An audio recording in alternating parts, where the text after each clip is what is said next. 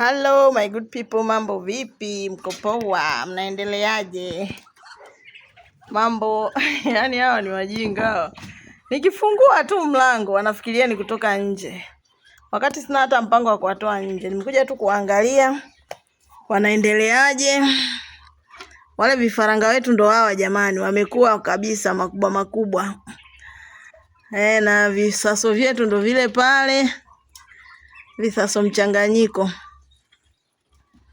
Chakula chao na wachanganyia pumba, naweka na mashudu na nini, lakini naweka na grower kidogo. Na wachanganyia na grower kidogo ili uweze kwa stimulate hawa. Otherwise wanaendelea vizuri.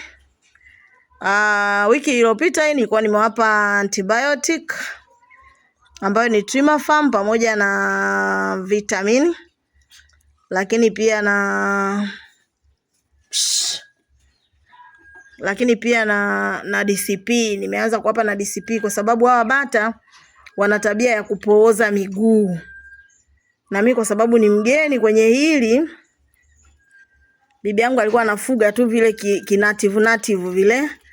Sasa kwa sababu mimi ni mgeni katika hili, so nikaona ngoja nijaribu, nikaulizia watu wazoefu. Lakini baada ya kujaribu naona sasa mambo si haba. Mambo ni shwari. Wanaendelea vizuri kabisa. Hamwendi nje wala siwatoi nje.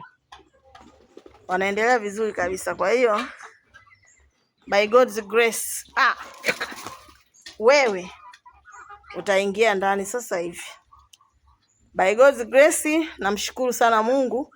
Wamekuwa wako 10, 3 ndo walikufa. Lakini bata mwingine anahatamia kule, anahamisha tu mayai. Hebu mniambie kwenye comment section, bata amehama na mayai zaidi ya sehemu 3 jamani. Huyu bata mzima kweli na hayo mayai? Sijui lini atatoka na watoto, lakini anahama position ya kwanza, anahama position ya pili, amehama position ya 3. Saizi anataka kwenda position ya 4. Yuko ni transit. Hebu mnisaidie wadau. Wale wazoefu wa kufuga bata, hebu mnisaidie. Hivi ndivyo inavyokuwa, ndo tabia za bata. Bata yule wa kwanza sikuwahi kumuona akiwa na hiyo tabia.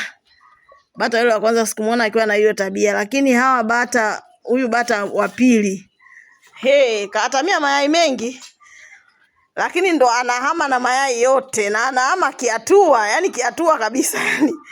Anahama na anahamisha na mayai na anayalalia yote. So hiyo ni utaratibu wa bata au ni vipi jamani? Naomba tu mnisaidie wadau.